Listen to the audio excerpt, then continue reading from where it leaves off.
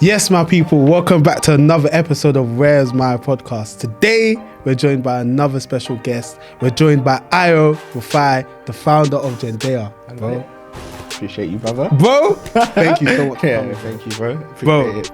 Because obviously this has been a long time coming. I've been looking forward to it though. So have I. So obviously, as I was telling you before, the way I start every episode is I basically describe why you, the guest, sit in the chair. Yeah. And I got to take it back to either 2019 or early 2020 or something. One of my good friends hit me up. I had kind of told him about what Where's My TV were trying to do and whatnot. But these times we didn't even have a podcast or nothing like that. Yeah. But we were just a fashion content platform, whatever you want to call it. Yeah. And he was like, bro, you gotta read this. You gotta take in what Jendaya are doing, blah, blah, blah, blah, blah, blah, blah, blah, blah, blah. So obviously I read about what you lot were doing and whatnot, your aspirations for the future. And I'm like, yo, this is something I need to pay attention to. But Ayo, the founder, is somebody I need to talk to. So my friend obviously put us in connections or whatever. A few text messages here and there, but naturally you're building a startup. I'm building a startup. Busy people, innit? So it's only now we've been able to have this conversation. I remember when I was in White City House one day. Now I don't even think I had met you in person at this point. I didn't even, I was, when we met, I was like, you were like, Ayo, I was like, yeah, bro. Yeah. Don't worry, I've been there before. Oh my God. But then obviously I actually introduced myself. We're like, okay. You get it. And then from there we had a nice conversation, obviously off the record or whatever. And you got to tell me more detail about what it is you're trying to do and how it's been going so far. And I also learned a lot from you that day. So even then I really wanted to have a conversation with you, but having that conversation with you wanted me to have the conversation even more, because I'm like, yo, there's a lot I can extract from Ayo, and also I want to help him share his story because I found it so interesting. So cut a long story short, bro. We finally made it happen, bro. So thank you for coming again, bro. Little baby peace sign. That's the thing now. Yeah, bro. But yes, so Ayo, I think the best place to start is for you to basically describe what Jendaya is. Jendaya is a luxury e-commerce platform for the luxury consumer, the global luxury consumer, with a focus on Africa included. Africa included is the important part because that's our USP. So in being a global platform where everyone can shop on, everyone can discover brands and access the platform, our focus is the consumer coming from the continent, living on the continent. So whether it be, Kampala or Lagos or Accra or Mogadishu or wherever, you're probably familiar with the fact that when they're back home, for them to buy a pair of like Gucci loafers or whatever, it's not the same process for us like we have here. There's probably like 10 websites that come into mind when you want to buy that item, even before, as well as not even before, but as well as you deciding to go to the store or go to Selfridges or Harrods. When you're back home, you have very limited options, or sometimes no options at all outside of using a personal shopper. And then there's a levy on top of that, or using the platforms that are available. But then there's like, probably you're going to wait a few weeks, or, it's ridiculously expensive because that's not a route they frequent to deliver, etc.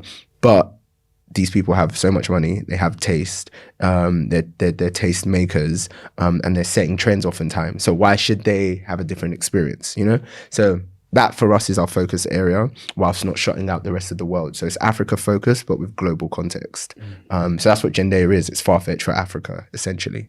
That's perfect. Yeah. And you've got the corporate pitch. Yeah. But the thing is, it's a corporate pitch, but I think it helps people understand. Because sometimes people are like, okay, Jendaya is just for Africans, or Jendaya is just for African brands, or Jendaya is Africa. And yes, it is. That's we love it, and that's what we're doing. But it's a very global play. It's a very holistic play. I like to, so that way people can get it. Like, oh no, I shop on it as well. I can shop on it as well. But I know who the target is for. But it's for me as well. It's for anybody. You don't even have to be African. You just love fashion. Jendaya is for you. But of course, Jendaya is for everyone. Exactly. Yeah. You want all the money. All of it. Revenue has to be up, So do you know what, Ayo? I'm happy I asked that question first, because you describing what it is you do shows that what you're attempting to do and what you're currently doing is no easy feat. Do you know what I'm saying? It's a tough task, as you would know from being the CEO. Like, you got a lot of work to do. Often when I speak to different people within fashion, I love to hear about the origins of their journey, because for me that kind of helps me understand why they've decided to take a certain path. Because when I was looking into your story, I'm thinking, okay, cool. You find some fashion background and you found nothing. This is what I'm saying. Yeah. I'm thinking, obviously, Io maybe had an interest in fashion. And more time, when people have an interest in fashion, maybe either go down designer route, stylist route, journalist route. But you've taken a completely different route. So now I want to go right back to the beginnings with you. So what was it like growing up? Yeah, what was it like growing up? Oh, wow, you're taking it really right back. Yeah. I mean, usually people just go, okay, so how did you start like career or like kind of school wise? Right back. Right back, bro. Growing up, typical, I guess, typical Nigerian, like son of immigrants in first East London, moving from East London to Kent because of the 11 plus, like passing all of that, and experience pretty much the same as most people, I guess, working parents and, education always priority. But I guess in that, I realized probably from about 12 years old, I always had like an interest in fashion. Like I realized I could dress, where people would tell me that, and I felt like I could as well. I knew how to put stuff together.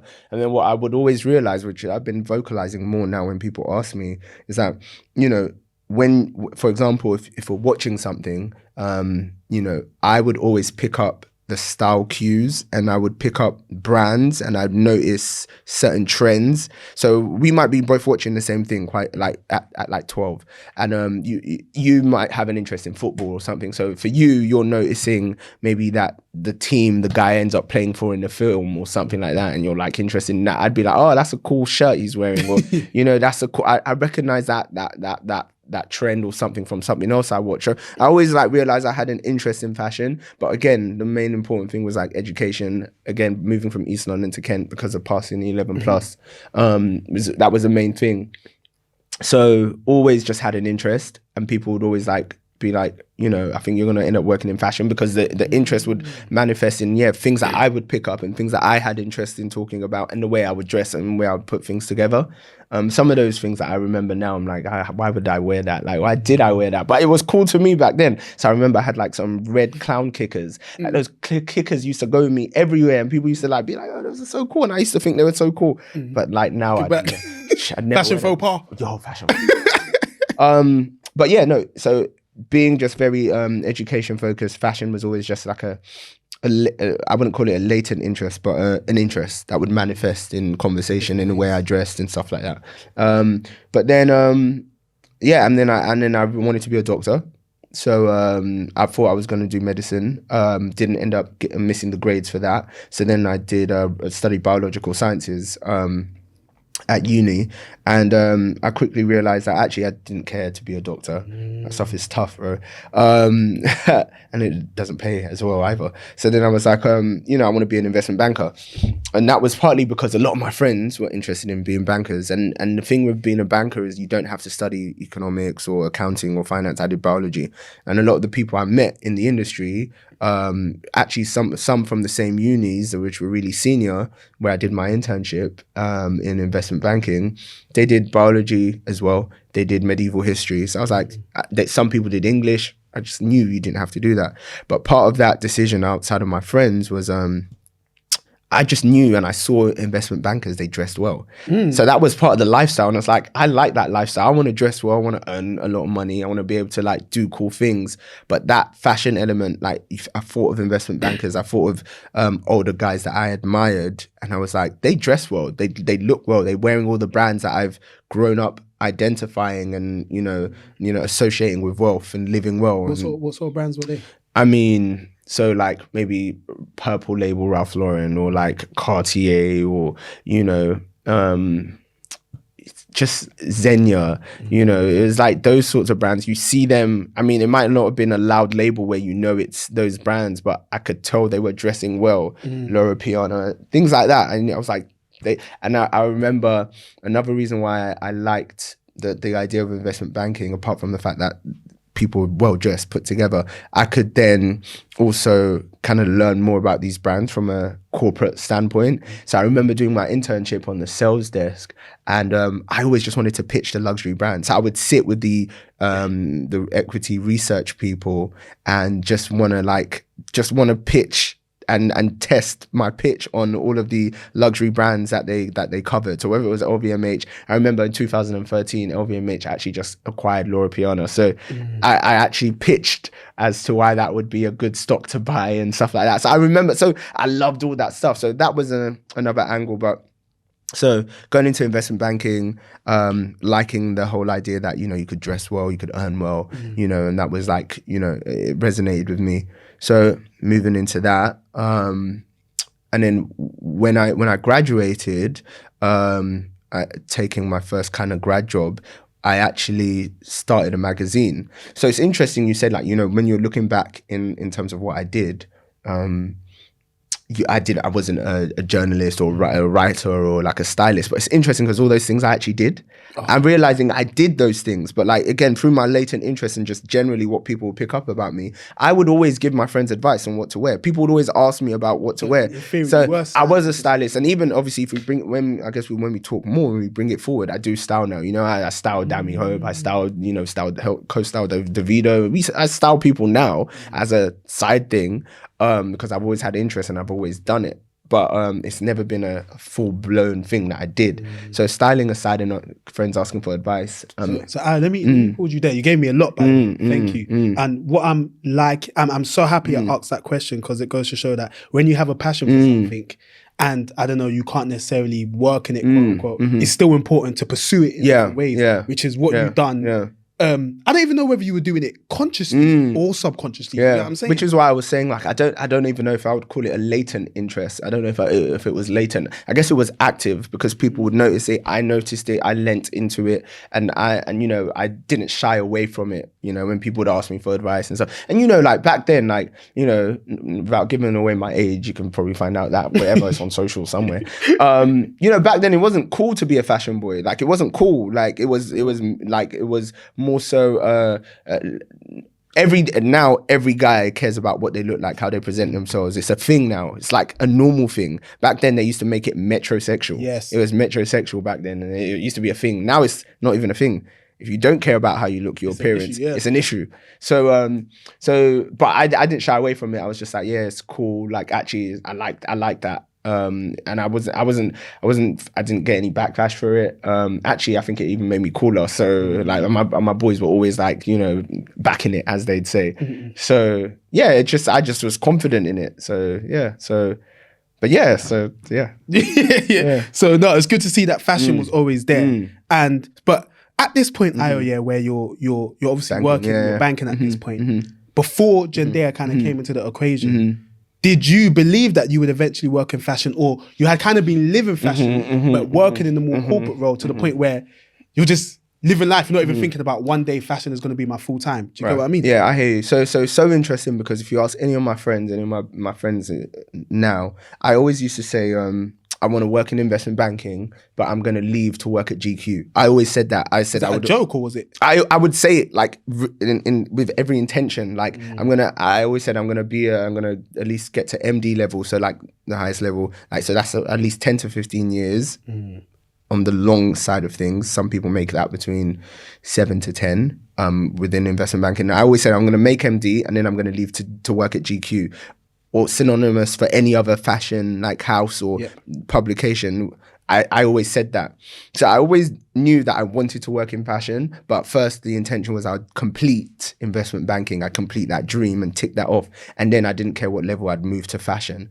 But then what ended up happening, to your point of, not necessarily starting as a writer or as a stylist, whatever, I actually started a magazine when I got my first year at another investment bank.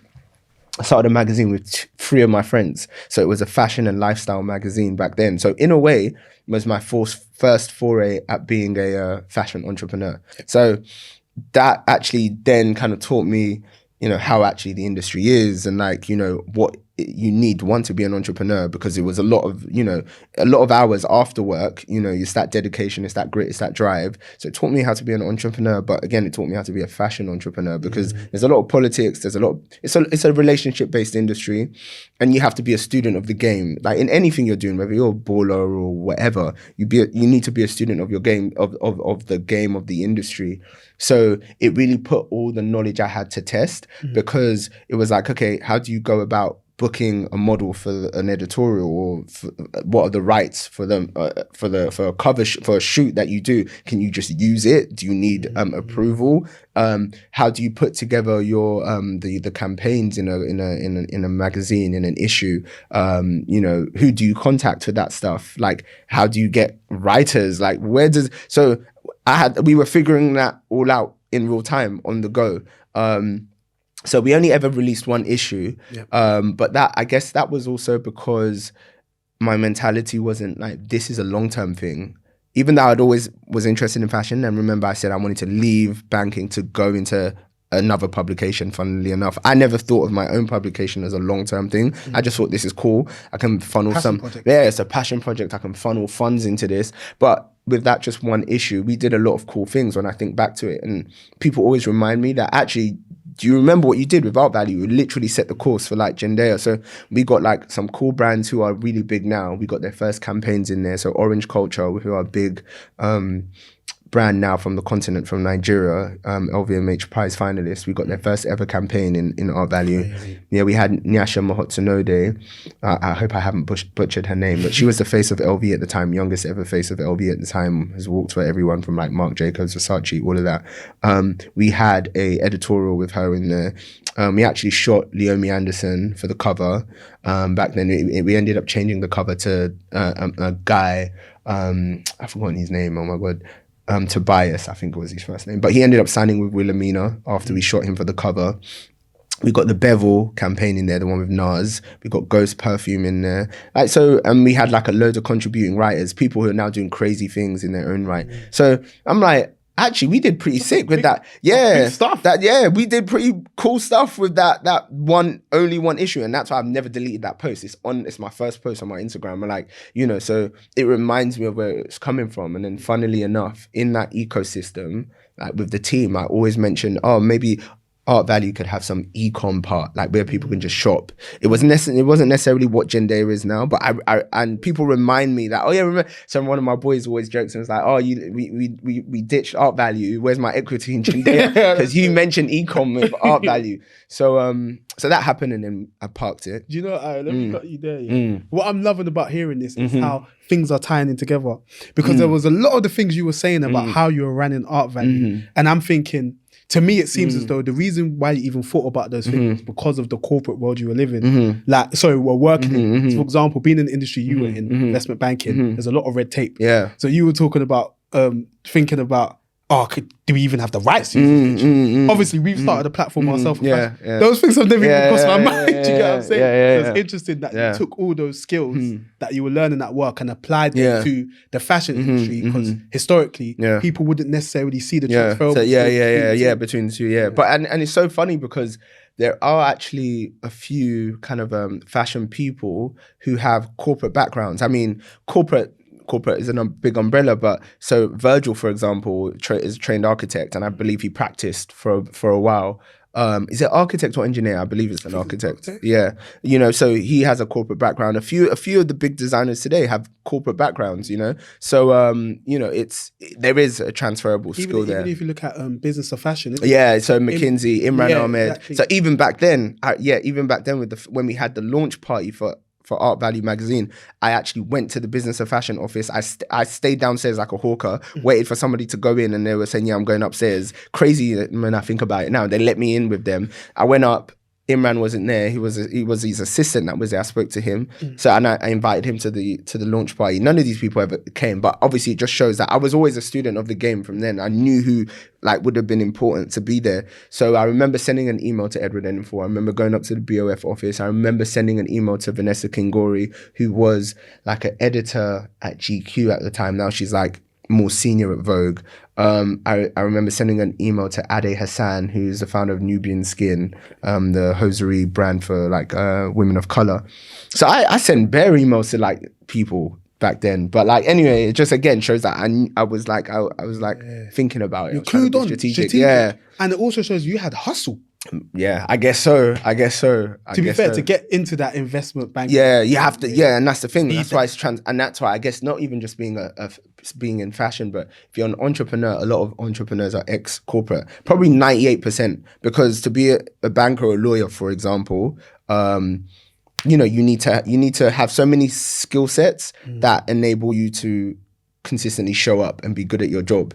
And that's what you need to be an entrepreneur. There is no way you can, somebody says being an entrepreneur is like choosing to eat glass every day. And it's hard. It's not easy. The wins are nice, but it's a hard graft. So it's like knowingly choosing to do that. And to be able to do that, you need a lot of skill sets and a lot of things and mental sort of to be able to be like, yeah, all right, let's go again. Let's go again. So, so we did that.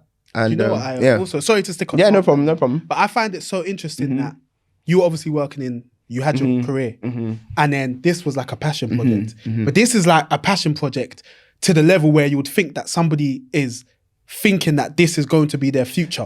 Honestly, even it baffles me sometimes in the way that I didn't think that Art Value would have been a legacy project, a lifelong project, because with everything that we're doing now and all the connects and everything that we've got now, I'm just like, if I had continued Art Value, who knows what that would have become, or who knows, maybe I wasn't meant to, like, who knows, maybe, but like, it's interesting to me and even the sort of person I am and the mentality I have to not continue to have just cut it off after one issue was strange. It's actually strange to me because I'm not the sort of person who usually gives up. I'm actually quite optimistic and persistent. So for me to kind of just like abandon it, as it were, I'm like, oh, okay, that's an interesting move on my part. So maybe when I'm in therapy or something, I'll be able to understand why I did that, because I haven't quit a lot of stuff. I just keep going. But anyway, it was interesting because I learned. There was a lot to learn from that, and and Art Value has manifested in Jendaya in different ways, and the skill sets from that and what I learned from that is manifested. You know, definitely. So again, Art Values. Let's say It's mad because I don't know if I can say Art Value's finished, because there's not a day where all of a sudden everything stops. Yeah, it's just like, yeah, exactly. I mean, it slowly just was breathing a little bit, and then it just kind of like just was breathing less loudly in the corner. So yeah, so it kind of stopped. Yeah. So obviously you were still working at this point. Still working, and then so specifically in terms of like the birth of Jendaya or the concept of that. As I said, with Art Value in the ecosystem, I wrote down in the plan that we'd have an e-com business. So obviously it was tinkering in my head somewhere that I wanted to do something e-commy. But so Art Value then is, as I said, breathing less loudly in the back of the room, and I'm like, yeah, whatever. But then, so a specific summer, it was 2017 summer. My auntie sent me to Selfridges a few times while she was in Lagos to exchange a bag. My uncle bought her, it was an LV bag for her birthday. So this was May. I went there about 4 times. So she was like, no, this size is too big. This color is no, I don't like this color, blah, blah, blah. Anyway, finally got it right. She comes back and she's like, and I asked her, I was like, Auntie, why don't you do this from Lagos? Why don't you just like, because we can easily do it like from here. Like I don't even need to physically go there. I just send it back. I pick what I want online and you deliver me the new one. So she was like kind of like dismissed it. Like, no, that's not how we do things. That's not. And by the way, this auntie, again, whilst growing up, like she was one of the people that, you know, just kind of like reinforced the fact that Africans, like, you know, one, have style, one, have funds, and they have access, because she comes a lot of times. My siblings are in boarding school. My uncle does quite well. So, you know, she always used to have all of these designers that I would sometimes watch and read and hear about. I used to watch a series on MTV called The Fabulous Life of, and it would be like The Fabulous Life of Jay-Z, Beyonce. I remember that show. You know, and so all the brands that they would mention, you know, some of them my auntie would have, I would recognize, I'd see, but also that show was part of the reason why I was like feeding that interest in fashion. I was like, oh, this is cool. Like, oh, that brand. All right, I'm a note that in my head, you know. So I would always see her with these things. So anyway, fast forward to 2017, someone was like, that's not how we do it. And I was like, why isn't that the way you do it? So that's when I started thinking about, okay, there is a solution. There needs to be a solution here. One, it's very clear to me that Africans have money. I mean, in terms, like, again, for context, I believe between Selfridges and Harrods, Nigerians, for example, always rank within the top 5 as spenders, you know. So like it's very clear. We know they have funds, and I'm not the only one. Every African you know has the same thing where, you know, aunties, uncles will send either you to do something for them or bring something back with you, or last they'll either get a personal shopper to bring it, or they'll order it to a place they have abroad and then wait to come back to be able to, you know. So it was, you know, ubiquitous in a way. We all could relate to that. So then I was like, started researching, reading papers, interviewing people like as to why they don't shop luxury from the continent, what are the barriers. And then that whole 2017, myself and the early team, we would like meet every weekend just to discuss about like, what is the issue? How can we like overcome it? Like, you know, what's the latest in the industry? Is there new like research or whatever on why, you know, luxury e-commerce doesn't exist on the continent?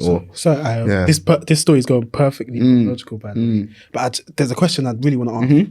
So you were saying that when your auntie was just kind of dismissing you. No, it's not how it works. It's not how it works. Yeah. Why were you curious enough to be like, why not though? Because I guess, one, because I actually was annoyed at the amount of time that I had to go and come back, like to exchange this bag. Yeah. But secondly, I think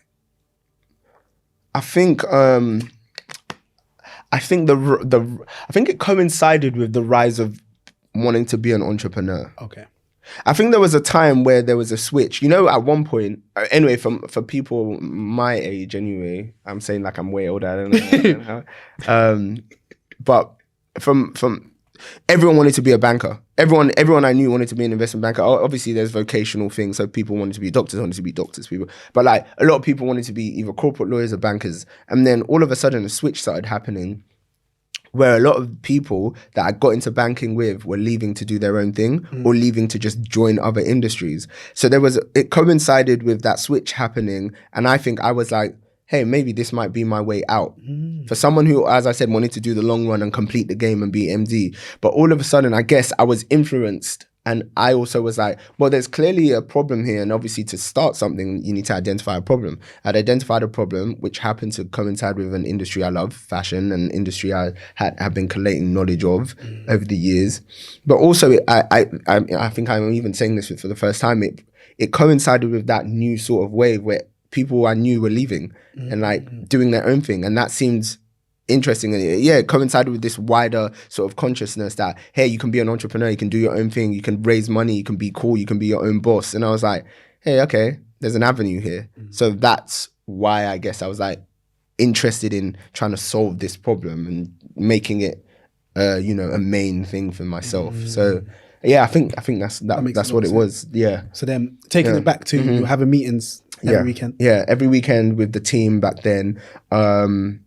And it was like, okay, how can we solve this? We were doing some questionnaires with potential target shoppers from the continent, in terms of trying to figure out what kind of form Jendaya, which it is now, would take. And funnily enough, the name actually we had a placement or placeholder name for a while. And again, back then, the team back then, we put 4 names forward, and we got family and friends to vote on it. And then Jendaya got picked.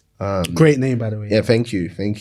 So that got picked, and then we went with that. But that was part of what we were doing every weekend, you know, from deciding, you know, is there a real enough problem here, potentially interviewing potential customers, you know, reading reports, trying to make a business plan. Because we knew that, you know, to move forward with anything, you need to show people something. You need to show them the problem on paper, you know, and do your SWOT analysis and all of that, and market analysis and competitor analysis. So we tried to do that for the whole of from the summer 2017 to the end of the year. We were meeting every weekend or once a week.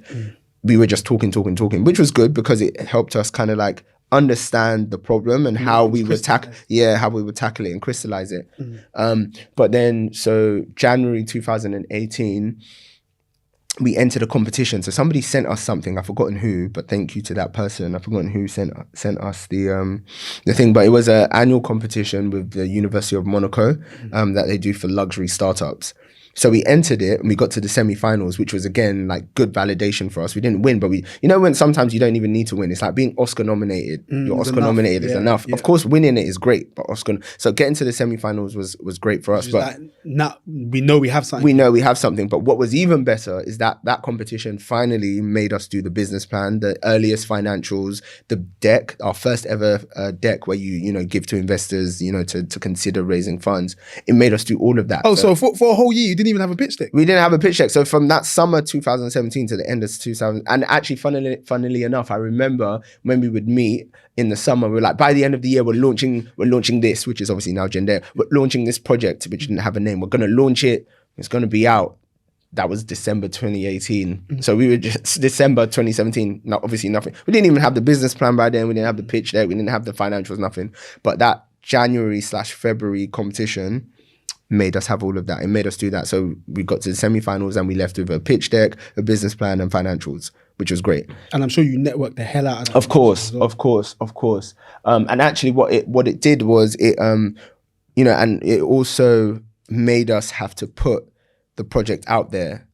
So at this point we had named it was Jendaya. It made us put the project out there because there was a part of the competition, on the earliest stage of the competition, where you had to take a group picture, put it on the internet and put it on Instagram, and part of the progression was the images with the most likes. So it actually forced us to rally our community, each of us, to let people. So we had to start describing what Jendaya was, like putting words to it, kind of like, when you kind of, it says write the vision down, make it plain, and that's when it becomes real. And obviously when you speak it becomes real. So it actually became real. Regarding that specific thing, Ayo, because it's one thing. Mm-hmm. I love hearing what you're saying, because I feel like loads of entrepreneurs, especially ones with teams, can relate to that, where it's like you have your ideas and you're kind of in the echo chamber. And echo chambers are safe because you're not necessarily having people come out. Yeah, come here. Yeah. So what was it like when you lot first did that, where you put it out there and it's like, now we're open to criticism? You know what? It was actually a very good response. People were loving it in the sense like they were like, oh, this is so cool, bro. This is so cool. That's so cool. Liking it, sharing it. So that was partly why we progressed to the next little stage, because as I said on the early stage, it was about the startups with the most likes and obviously the most creative image, because it was an image and you had to do a video as well. And then the ones like the most likes would progress.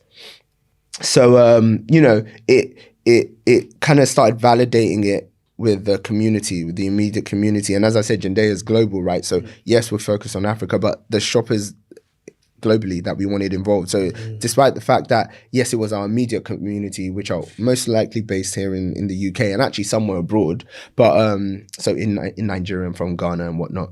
But it started validating it for us, and we were like, all right, people think this is cool. People are getting it. And actually some of them were privy to the idea before, because of the fact that, remember I said when we put 4 names forward, we got family and friends to vote on it, and Jendaya got, so people were already aware that we were trying to tackle something, we're trying to do something. And actually, again, interestingly enough, during that 2017 into 2018, where we obviously were doing like the business plan and the pitch deck, and we're looking at the landscape and competitors, people had tried to do something similar before, but not exactly this. So what you would find is that people were trying to do African brands to the world. So trying to make a Tokyo James as synonymous and as easy to understand and as and less of a decision to buy like a Gucci. If you want something from Gucci, you're not going to think twice. The only thing you're thinking twice about is probably the price. So you're either going to save up to have it, and you have it, or it's either you like it or you don't. Whereas brands which are new from the continent, first of all, you're actually going to try and research a brand, understand where it's coming from. So first you're trying to educate yourself about the brand before you're convincing yourself to buy it. Whereas all these other brands that we've known for donkey's years, you're not educating yourself, you know it. It's so set in stone. It's set in stone. So the only thing you're thinking about is, do I have the money or not? And do I like it or not? If I like it and I have the money, what am I thinking about? I'm buying it, So there's an educative piece that comes with new brands from the continent, especially Africa in itself, they try and make Africa as a discovery. You have to, even though we're from there, you'll still be paying it as something you need to discover. So back in 2015 to 18, the Africa and Africa fashion, Africa influence through Afro beats and all those other things that we shout about now weren't the same back then. So brands that tried to do it before, they had a hard task. Like they had to, educate the rest of the world about these African brands and the talent coming from the continent before you're even convinced to buy it. So that was what mainly the landscape consisted of. Nobody really actually trying to do a Farfetch or Net-a-Porter for the continent. So focusing on the buying power and the growth of wealth and the fact that people on the continent are tastemakers and are set trends and have access and wear all these cool things anyway, trying to focus on them and having a platform that when they want anything, they just immediately think of that, So nobody was doing that. Everyone was trying to do, I've got a platform for African brands to take them global, and not even sitting them with the brands that we already know, like the Ralph Laurens and stuff. It was just like just a brand for a platform for African brands. And there's merit in that, but that's what we were seeing. And we were like, and even back then, we were still figuring out actually where we're sitting. Yeah. Because for one time, it was going to just be that, we're just focusing on African and Black-owned premium and luxury brands. There's merit in that. But as we were asking more questions and learning and unlearning, because I always say that because that's a key part, I think, of building anything. Yeah, you're here to learn and you're to learn what exactly you're building, but you need to unlearn some things as well. So we were unlearning a lot of misconceptions and things that we thought about how things would work on it, running an e-com platform, a multi-brand platform. We were unlearning a lot of stuff as well and learning. So in that 2018, we're doing a lot of that, learning and unlearning, speaking to people, sending out questionnaires, speaking to industry people. People would introduce us to people who worked in like DHL and Farfetch and stuff like that, because when they understood what we were trying to do. So, that year, up until September, I was just getting really like kind of uninterested at work. I was like, right, this Jendaya thing, we got to the semi-finals, we were actually using that deck, and the deck is never finished. You're always going to be iterating it. So we were always iterating the deck, and people would introduce us, as I said, to people in the industry and potential investors right from 2018. So then I was like, okay, this has got legs. I'm starting to get really uninterested in investment banking. I was still an analyst at this time, probably about to go to associate.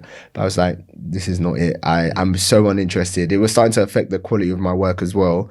So I was like, yeah, it's time to go. Mm-hmm. So what I was like, okay, but what I can't do is just jump out of here and be like, I'm an entrepreneur full time. Where's the funds going to come in? Mm-hmm. And like, African parents, like, what are you doing? You've got a career, you've got money coming in. Like, what do you mean you just want to leave?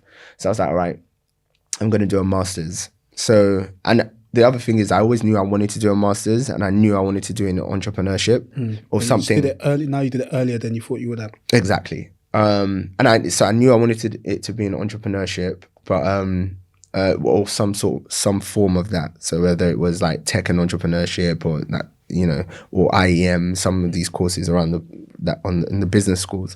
So I applied, and I got in for September 2018. So yeah, then I left, and I was like, all right, yeah, deuces, I'm gone. So wait, how did yeah, how did that? Yeah, I was like, all right. How did that feel when you finally left? I'm saying finally left. Obviously, I don't know the year you started, but you couldn't have. Yeah, it was literally. I think it sounds like a long time, but it was literally 3.5 years, 4 years I was in it, which is actually not that much of a long time. Yeah. But I guess because of all the things we were doing and the effort and the time we were putting in, it feels like it was like it was taking a lot of like that time and energy and mental space, which is why I guess I was like so done and over the whole investment banking thing, because I was giving a lot of my energy and time and like dreams to this thing. Yep. Yeah. And Ayo, for me, the decision you made shows a lot of courage. And naturally, throughout the course of the conversation, we've seen that when you're trying to be an entrepreneur, whether it's within fashion or wherever it may be, chances are you're going to get to this point. Not everyone's born with the privilege of being able to not work and just be an entrepreneur. So naturally, we all have to face that decision. But the vast majority, let's say the 99.9%, won't take that leap. Because what made you take that leap? And I understand why people don't take that leap, because one, you get really comfortable because you're getting paid well. Let's say investment banking is something I know, so industry I know. You're getting paid well. You might not enjoy it, but you have that security, you have the lifestyle, you've probably got bills to pay, you've got mortgage, you might have a family, you've got people to support. So then it's like, I ain't leaving until it becomes really viable, because that's the other thing. Make a calculated risk. Don't make a stupid risk. Like for me, it was a calculated risk because it had legs. It started having legs, and I really believed in it. And it was like, well, if I'm going to do a master's, then that's a bridge on the way to just jumping feet first, because at least I'm a student, and there's, you know, I still have some savings and I can still use that. And there's things that I can do to, you know, still ease myself out of that lifestyle and stuff like that. So I'm for taking calculated risks, but I understand why people don't take the risk. And actually the second reason why people now probably don't even have to take that full on risk anyway, before they have to anyway, is because now there's such a thing of being an entrepreneur, and like a lot of employers actually encourage people doing things outside of work, and actually want you to do things outside of work, and actually celebrate people doing things outside of work. So now it's like, well, I mean, I can stay here, earn a lot of money, enjoy my life, and still create and build this crazy thing that is, you know, my passion. So yeah, there's a lot, even within investment banking now, you get banks spotlighting employees who actually have stuff going on outside of work. So actually now people don't actually necessarily have to. Of course, I mean, if there's something that you're doing that's a passion project, then that passion would likely make you want to leave that other job anyway. It's just like, you know, you love something, you want to go, you know, all 10 toes, or, you know, take the risk. But it's not necessary. It's actually not necessary now anymore. But again, it comes down to that passion. If you feel passionate enough about something, you leave whatever else, you know. So yeah, so I took that risk because I just felt, you know, being a student is the halfway house in between having an investment banking job and then being an entrepreneur. And again, I had been reading so much about other fashion entrepreneurs at this point. Yes, entrepreneurs in general, but fashion entrepreneurs. And I was like, give me examples. So Imran Ahmed used to work at McKinsey. Yep. He left to start up BOF. And again, it's, you know, in that story, you see how, you know, he used his corporate knowledge to build something that's obviously he's passionate about, but it's relevant to the experience that he has. Business of Fashion is very much like a McKinsey breakaway project that is focused on fashion.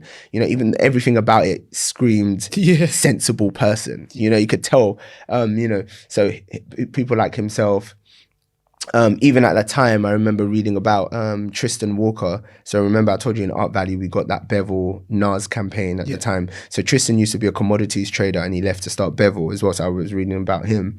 And even just general in terms of fashion, reading about Ralph Lauren and his history. So even like fashion designers, but back to fashion entrepreneurs, I remember also reading about the founder of this platform called The List. So not List, Lyst, where you go and it takes you to, but this platform is called The List. So now The List is essentially Jendaya, but with a focus on Middle East. And in 2018, at the time where I told you we did the competition at the beginning of the year, ended up leaving in September for my master's, they had raised 1.8 million as their seed round. So I was like, well, this is essentially what we're trying to do. Like The List, for example, is available globally. You download the app.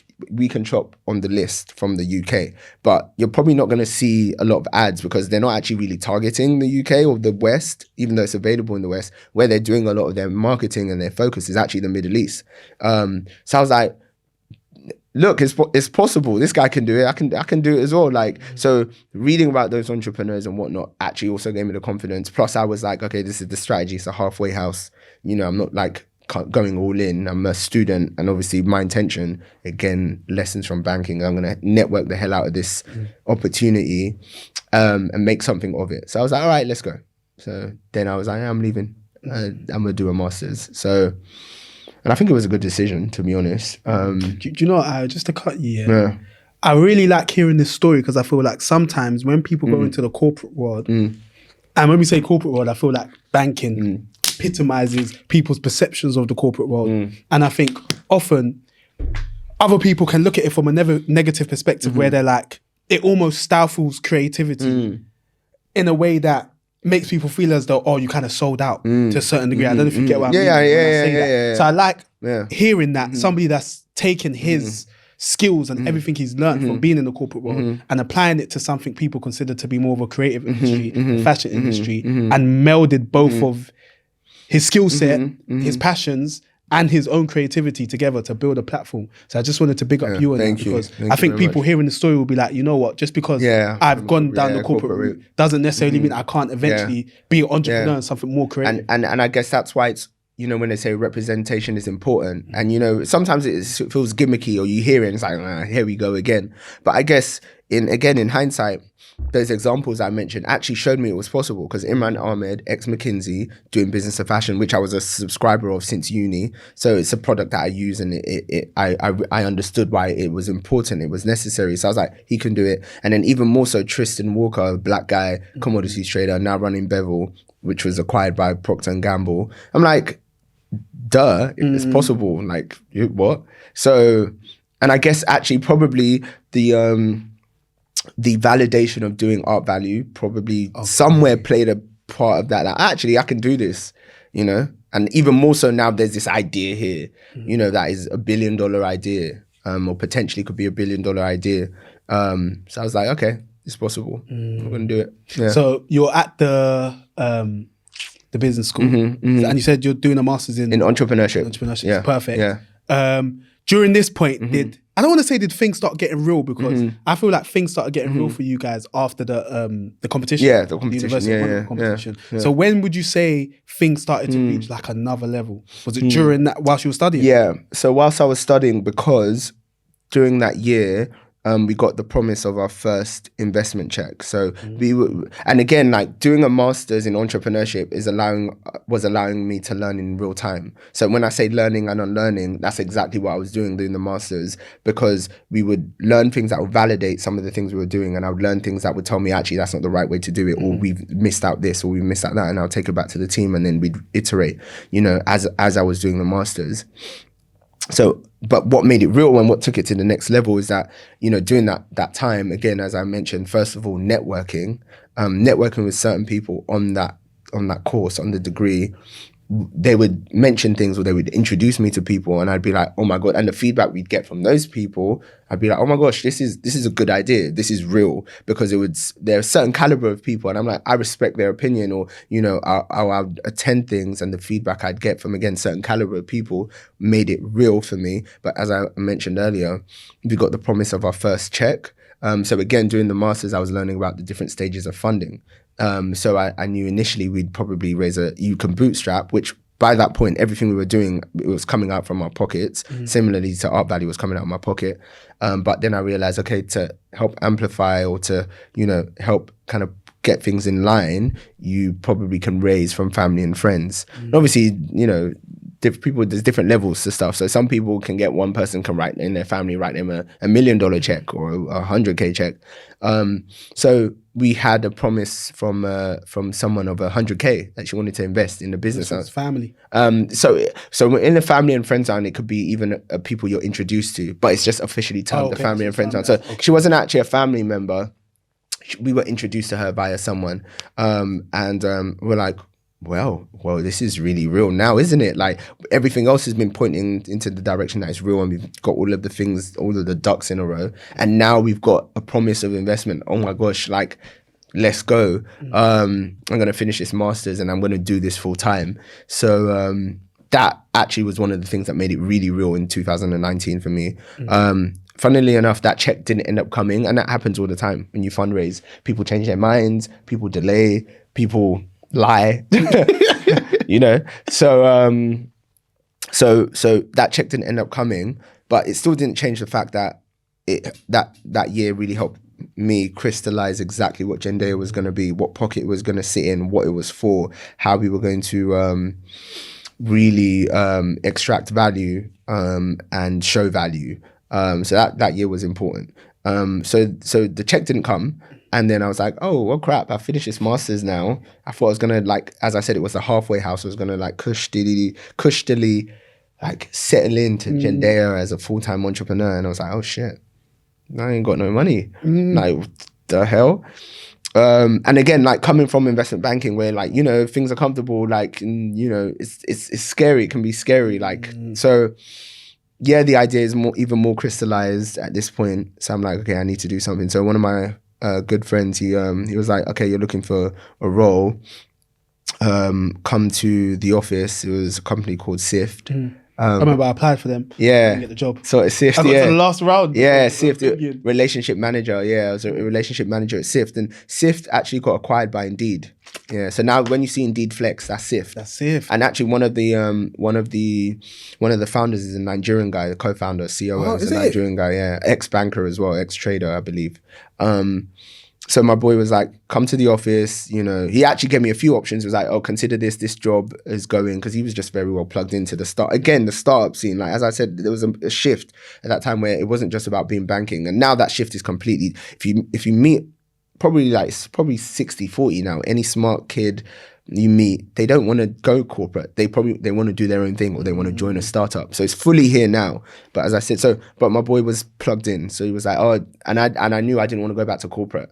Because for me, it was going to be a sign of defeat, actually going back to banking, corporate. How comes you framed it in your head like that? Because my intention of doing the masters, apart from networking, was to finish and fully do Jendaya. So anything other than that was a failure.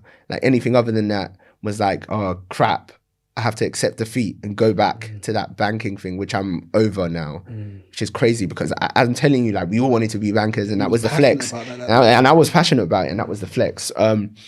So I was like, no. So my boy was like, oh, try this, try that. I was like, oh, this job doesn't really work. Either it's not paying enough, or I didn't get what he put me forward for. So it's like, okay, come to the SIFT office, meet the co-founder, because he's a Nigerian guy, and they might have something for you. They might have a role for you. So I came in, I met the co-founder, and I met the head of sales at the time, and they were like, I really like you, what exactly are you looking for? What do you need? And I was like, I'm just here to learn. And I wasn't there to learn, but I need a job. I need to get paid, bro. So I was like, I just want to learn, and I have my own thing. But again, at this point, what's interesting, because as I told you, there's this shift happening where everyone had their own thing. Everyone wanted to be an entrepreneur. So I think in their minds, they probably thought, oh, here's another one. Yeah. He has his own thing as well. They know. He has his own thing as well. So they were like, okay, we can hire you. We've got something for you. Like, you can be a relationship manager with everything that you're talking about, what you're interested in, and your skill sets. We'll hire you as a relationship manager. So essentially, it's like a sales role. For SIFT, it's about, onboarding new clients who would use the platform. So mainly in hospitality, but outside of that as well, can be in, warehousing and stuff like that. Because it's hiring workers on demand. So I inherited some clients, and I also had to win clients. So I was managing like the O2, the Tape Modern, and stuff like that, in terms of making sure they were consistently using the platform. So I had in mind that I just wanted to be there for a year. Okay. I was like, I'm going to be here for a year. I'm going to try and work on Jendaya on the side. At least it's not going to be as intense in terms of the brain power and the time I need to spend here. So I can still juggle Jendaya. But obviously it's not the same as doing it full time. So actually I found it difficult that year to the year that I intended to be there, to kind of do it full time, or do it as much as Jendaya as much as I wanted to. So I would try and take meetings whilst I was at SIFT and whatnot. And I would take a few, but it wasn't the same. It's not the same as I was in my master's. Essentially, I'm studying, but it's still like I was doing it full time. Yeah. It wasn't the same. But then the best, quote unquote, thing happened. Pandemic, not that the pandemic was the best thing that happened, but furlough and everything that happened after it. So obviously pandemic, we did our graduation ceremony in end of January. I think it was January 20th, 2020. And shortly after, like, the pandemic noise started happening. And then by February, lock off, everything locked down. But the best thing happened because they put me on furlough from February to like November. So I was getting paid full salary to build Jendaya. And I told the co-founder this, a Nigerian guy who hired me with the head of sales. And he was like, I'm happy you did. I'm glad you did. If you didn't, I would have been disappointed. I'm glad you used that time. It was like, it's not my, because they just got acquired as well. They just got acquired. So he was like, it's not my money. It wasn't coming out of my money. I wasn't paying you. So if you were not going to utilize that time, I don't know what I could have told you. So, because I thanked him the other day, I was like, by the way, doing furlough is when I really had the time to further build Jendaya. So I was on furlough from the February to November. And during that time, a lot of stuff started happening. We actually started getting our first family and friends investment, because I told you that lady make the investment. That's why I had to take the job. We started getting family and friends investment because people started getting it, because then, you know, refining the deck, because as I said, the deck is never finished. Refining the deck, putting it in front of people. We also, in that February, March time, I did my first ever public panel. It was with Lagos Fashion and Design Week. So that's how you met Omoyemi? Omoyemi, yes. That's how I met Omoyemi. So I was introduced to her, did that panel, and she was impressed with that. So yeah, and because I was on the panel with some other fashion founders occupying different elements of the industry, and so that was our first, you know, my first like a kind of highlight panel, you know, high profile sort of thing, and that also convinced people. I remember one of our earliest angel investors from our family and friends round. After I did the panel, she messaged me and said like, "Oh, I get it now, Ayo, I get it," and she sent her investment check. You know, I like people like that. No long thing, no waste time. Because some people like to long out this investment thing. Well, if you told me you got the funds, send it. Sign the paperwork and send it. Literally, that's what happened. I remember after that panel, it was like that evening, she messaged me. She was like, "Oh, I get it now, Ayo. I'm ready to invest." We sent her the paperwork, she invested. So, you know, that happened, and then more things happened. As I said, we started collecting more family and friends investment checks, because people could see it, they could hear it, they knew, and then, you know, and we didn't have anything out at this point. It was just more so myself, the ambassador, doing things. People could see it, people could hear it. You know, let me cut you there. That's such a good point that you're making, that the fact that you actually didn't have anything out, but really and truly you were getting people to buy into the potential and the myself, story yourself and the story you were telling. Within fashion, we know storytelling is a really, really important thing. Pretty much, I don't want to say everything. It's important. And network, you know. You get what I mean? So when it came to you telling your story and the Jendaya story, how did you know how to kind of do that? Was it just from a place of like authenticity, or did you study, or do you know what I mean? Like, what was it? I think so. I think that's the main thing was, I think, coming from a place of passion and authenticity. I think, you know, again, I just driving home, being a student of the game, like being a student of the game that you say you love. Like, do you know who is behind this? Do you know who has done this before? Do you know how they've done it? Do you know? So all of that, like, just was manifesting in like knowing how to maneuver, knowing how to pitch. And obviously I would watch things and read things. But I think that being a student of the game and being passionate about it helped me navigate and like sell Jendaya and pitch the story, even though we didn't have anything physical out, you know? And so that then ended up, you know, one person would introduce us to another person, one family member or one friend would introduce another person who would either write a check or give us an opportunity to feature on a panel. And then that year as well, I did another high profile panel, which is so crazy because, you know, when they say, you know, not idols necessarily becoming your rivals, because none of them are my rivals, but, you know, people that were my idols, I was on the same panels as them and we had nothing out yet. By middle of 2019, we launched the editorial platform. So that was, just after a few of our first family and friends checks where we had nothing out, by middle of 2019, we launched the content only platform. So that was content only. So we had something then, and every month we'd refresh the content. So where we'd cover, you know, creatives around the world, but specifically with a focus on African creatives, whether they're designers, photographers, stories that involved happenings in fashion that involved Black creatives. We did that monthly. So by that point, we had something physical people could see. And even then, people were like, we love the website, we love the UI, the UX. But that was all. It was a blog. Essentially, I'm calling it an editorial, but it was a blog. You know, we always like to fluff things up. It was a blog. But I guess the content we were covering was good.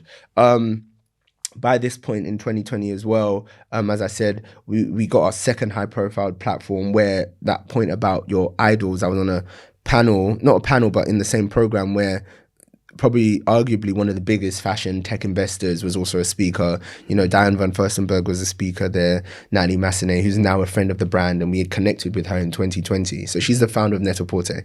Wow.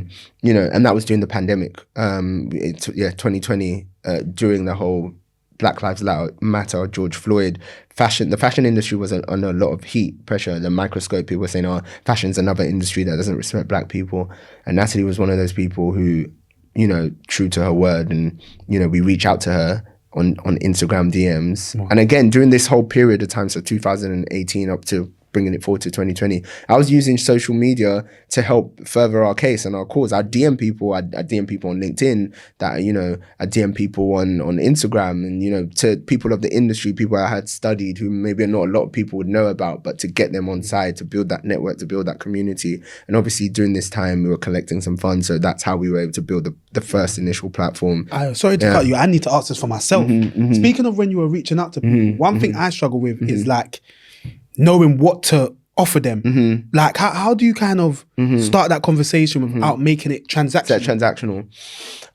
You know, I think I would again, to your other point, I would start from a place of passion. I'd actually just tell them how much they meant to me and to what we were building. Like, you know, you mean so much to the industry, you mean so much to me. I've been studying your journey. I've been looking, I've been learning. I'd just love to have a conversation and share more about what we're building here at Jendaya. And then from that, it's actually better for you to have that sort of conversation first, because then you can validate if they're really worth you bringing them on board. And then you can decide what the value exchange is. Is it some equity, so ownership in what you're doing? Or is it just giving them a title or something where they feel connected to whatever you're building? So then they give their time and expertise and whatever else that you may need from them. But obviously then that conversation helps you to determine that alignment. Is there an alignment here? Is it actually genuine? Is this going to work? But yeah, with those messages, I would just lead with my passion and admiration and opening it up to, let's talk about what we've been building, because I think there's some synergies here. That's what I would do. So whether across the different platforms. So that's what 2020 was. It was just, you know, getting those funds in slowly from family and friends, putting out our first iteration of Jendaya, which was content only, blog essentially. But we spent time doing up the UI, the UX. It was crisp. People would like talk about how great it was. And from your point of view as the owner, there was always things that I needed to update and wanted to change naturally and upgrade. But people would love it. People were loving it. And I was like, well, that's great. I guess it's validation. And then also we started doing more panels, getting features. So then it snowballs, and then people started hearing about us. I think our first ever feature was a business of fashion feature, but not what a full circle moment though. What a full circle moment. So but it wasn't like a full blown feature. It was a mention and a little description about what we were doing. And then we also got and this other publication, I'm forgetting, Quartz Africa feature. So we started getting features, we started doing panels, and as I said, the other panel, the high profile one I did, we only had the content only platform out. And I remember one of the ladies, Estefania, who's now one of our advisors, who runs the panel that I told, that one of the biggest fashion investors, arguably, of all time. Like, she was on there, Carmen Busquets. She's invested in anything that's big, from business of fashion to List to Moda Operandi to Net-a-Porter to Farfetch. She's one of the earliest investors in all of that. Full circle moment. Yesterday, she connected with me and she was like, I'm proud of you. I've been watching you for a while. And I was like, oh my God, what's going on here? It's crazy, but Carmen was on that panel, Natalie was on that panel, Darren von Furstenberg was on that panel, Carolina Herrera was on that panel. Carolina Herrera? Yeah. The head of the head of LATAM for Farfetch was on that. You know, so, and Estefania somebody introduced us to her once. She saw the content platform and she was like, you should speak at LAFS, Latin American Fashion Summit. And that's where all of these other people, and so she was like, yeah, you should speak on that. And I was like, okay. So literally we started getting, you know, those advocates and, you know, finding favor with big people. And that's how 2020 was going. So, you know, this is going to get a bit more, I don't know, personal, but like when all these opportunities are coming out of nowhere, especially the full circle moments where you've subscribed to business of fashion from uni, and all of a sudden, not all of a sudden, years gone by and Jendaya is in there.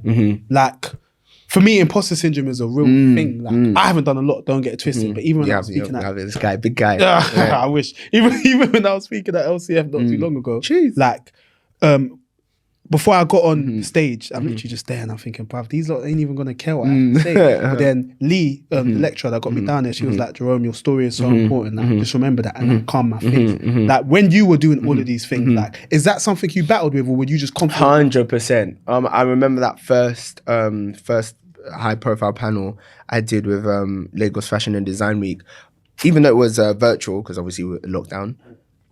I was a wreck. Like, I was sweating. I was like, I was, it was a lot. It was a lot. That first panel was a lot for me. Again, I guess through imposter syndrome and like, what am I really doing here? Because again, actually by that point, we didn't even have the content platform out yet. So I was just speaking from a place of what we're trying to build and what we've identified. And whereas everybody else on the platform actually had something already up and running, some already had raised millions and stuff like that. Everyone had something physical, tangible to show. We didn't even have the content platform yet. But I guess, you know, in battling imposter syndrome, you have to realize that, well, the person who gave you this opportunity has evidently seen something and feels you're deemed worthy to be here. So, you know, you might as well, you know, back yourself, big up yourself and puff up your chest and just do the thing. But I guess what's interesting is like, in battling again, imposter syndrome, what's interesting in that is that you have to kind of psych yourself up and be confident in yourself, because a lot of the time in this industry, there's a lot of lists that are published and a lot of people who will tell you, oh yeah, you're top under 30 or this and that and the third, and that has become the metric by which you validate yourself and you tell yourself you're worth it. But so if you don't make the list, are you crap? Are you gonna die? And so I had to tell myself that, because, you know, I don't think I'm in any lists. Actually, tell a lie. Let me not be ungrateful. Guap actually actually put me in their inaugural 30 entrepreneurs to watch. So let me not be ungrateful. And Guap are doing amazing things. 100%. So actually, I have been in a list, and it's from the culture. So it even means more. And that was actually their first ever. So actually, I forget that. You know, I was in Guap's inaugural 30 under 30 like creatives to watch. So, but I remember telling myself that, oh, I'm not in any of these other lists, and then almost starting to feel away. But what I've reminded myself is that in real life, like, look at the people around me. Look at the people, look at who are the people that I can call on. Like, Ricardo Tisci is my friend. Bro, it's crazy. It's crazy. And there's these people, there's Natalie, there's Carmen, there's Alessandro. You know, there's all these people that are people that support me and love me and give me opportunities, and I can talk on the phone to, and I've cried in front of, like, because things get, and I'm like, in real life, you know, when they say in a real life, in a real life, like, I'm up, like, so these lists are, by the way, they're nice, but it's not the be all and end all. So again, to imposter syndrome, you just got to be like, in real life, what's going on? Like, and even if nothing has manifested, has gone on yet, in real life, I feel like I'm living a purpose-filled life, and this is what I love doing, and this is what gives me joy. And yes, it's like eating glass every day, choosing to eat glass every day, but this is what there's no other thing I'd rather do. So it's lit. I'm good. I'm worth it. I'm here. So that's how I would. I needed to hear that. Yeah, that's how I would about. Yeah, and I can't wait to clip that. Yeah. Yeah, bro. So yeah, my guy. No, of course. So, bro, that's it. That's how you have to battle it. And again, any opportunities you have is because the person who's obviously running it, who's obviously a big person, has decided, oh no, you need to be here. So that in itself should make you feel like, no, I need to be. I'm here. Yeah. I deserve to be here. Yep. Yeah. Sick. Yeah. So yeah, continuing on from there. So that year, right now we're in 2020. 2020. Yes. So 2020. So that whole year, as I said, everything was kind of snowballing, and then we're going into 2021, and now this time we're like, well, the editorial is doing what it needs to do. We're gaining investment, family and friends. We're getting all these features. We're getting panels, and then we move into 2021, and it's like, well, we actually now need to test the ecom part of this. Like, we need to now launch the ecom part, and thankfully we're getting funds to be able to do that, because these things are expensive. Like, so for context, again, like Net-a-Porter and Farfetch both raised 1.5 mil to actually start, and we're taking family and friends checks of like minimum 5k here, 5k there, like, how much, you know. So it's different, and that's why also, you know, the entrepreneurship land and startup land and whatever, you know, it can feel a bit elitist, as you mentioned before. Not everyone can have the privilege to like leave, because where's the money coming from, or how are you actually going to build something if you haven't got concrete funds confirmed? Anyway, so we're taking the funds, but again, the whole purpose of an MVP, a minimal viable product, is to validate something with as little resources as possible, just to show that it's viable. So now when you do raise the 1.5 or the 2 or 5 mil, then you've proven that there's something here and it can go. So 2020 2021 is coming and we're like, well, we need to actually launch this e-com part of it. And for us, content that was already doing what it needed to do, and commerce for us is the way Jendaya operates on an e-com point of view. Because as I mentioned to you earlier, content, one, brings awareness. So even if you're not looking to buy something, but there's a really cool editorial everyone is sharing or talking about, it makes you know the platform. You're like, oh, Jendaya exists. And then secondly, content helps with conversion, because if you read a really cool story and then they've linked to something that the person is wearing, or they've linked an item that is relevant to the topic, and you're like, oh, that's cool, I want to buy that. You know, so content is key, and that's like a net-a-porter play, content x commerce. Most platforms just do the commerce, you're just buying, you're there to buy. But Net-a-Porter and now Essence, I would say, are the two best. Modo Operandi does it as well, but two best in content, creating content to help push that conversion and sales and awareness. So like we need to get out this content platform, the commerce and content platform together, the full version of what Jendaya is, but obviously at a smaller scale, because we're just taking checks from family and friends. So 2021 again is us, like, you know, doing more panels, more features, taking more checks, and then we start building the platform in the background. So, you know, again, iterating the platform. We went to a few developers, some were crap, and we spent a lot of money with them, and we realized that actually what they're building is not fit for purpose, so we had to start from scratch again. Shout out to our developer, Casey, who runs a platform called LuxLuck. They like help fashion brands, they integrate with fashion brands to allow you to speak with personal shoppers. So it takes that online luxury or fashion experience and makes it more personable, as though you're in store, because, you know, they'll take your preferences and they can recommend stuff from the store, the wider e-com store that you might not have seen, etc. So she actually built our platform, because we had spent a lot of money with this other developer and realized what they built wasn't fit for purpose, a waste of time, a waste of money.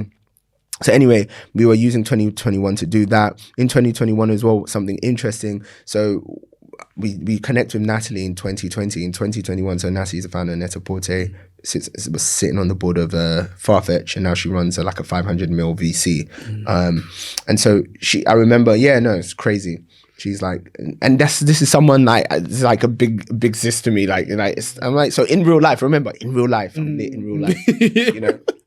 So I remember we had a conversation that year, and she was saying that, oh, she actually discovered Hanifa, the brand, you know, Hanifa, they went viral in 2020 because of that 3D catwalk show that they did. Yeah. Hanifa, she was like, I mean, and for us, we all knew about it because it's a community. A girl from Congo lives in New York. Like, it's something. But she was like, she never knew about Hanifa. She was like, I discovered this cool brand. I saw this brand called Hanifa on your website.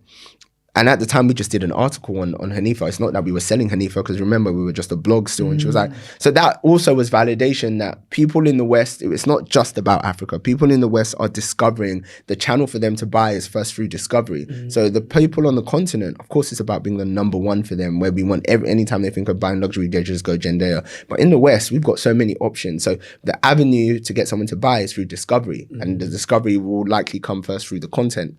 You know, so Natalie saying that to us was like, validation, you know, and that gave me an avenue, a reason to like message, what's the name, Anifa, the girl. So I was like, oh, we just had a conversation. You won't believe she was like, Natalie was like, I love the brand. I've even got some feedback for her, getting feedback from Natalie for free. Wow. Like, you know, so that also again was like, okay, we're on the right path. We're doing the right thing. So yeah, so that whole year, you know, doing more of all those things. And then December 21st, 2021, was when we launched the pilot that you see now. So the content commerce full version of Jendaya, but obviously an MVP version of it. And so what we decided was, because again, due to funds and due to, you know, just you're trying to validate something, we made the e-com invite only. So you needed a password to be able to access the shop. And people could sign up. When you signed up, then you'd receive the access code the week after as part of the weekly emails. So we were growing that. We were using that to also grow the community, the actual shopping community. People could access the shop. And again, during 2020 to 2021, I forgot to mention, we're building the relationships. So we're onboarding brands to actually be able to sell once the platform is ready. So onboarding brands directly, and also multi-brand boutiques. So for context, we work in the Farfetch model. So when you go on Farfetch, I don't know if you notice when you get the package, it comes from like different boutiques. Yep. It could be like Greece or Tokyo or South Africa.